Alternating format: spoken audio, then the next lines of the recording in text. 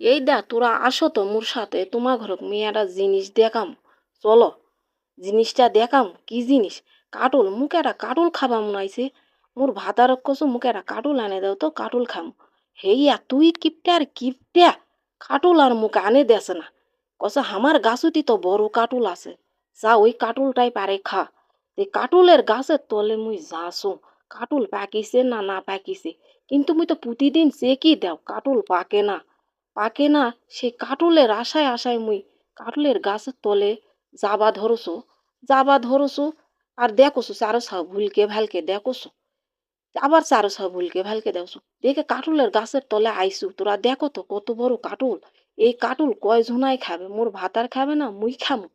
এই কাটুল মুই দেখোসু বারে বারে পাকে নাই দেখে মুই গাছের পাতাগুলা সব কাটে বেচে দিছু। তাও কাটুলটা পাকুক, তাও কাটুল পাকুছেই না।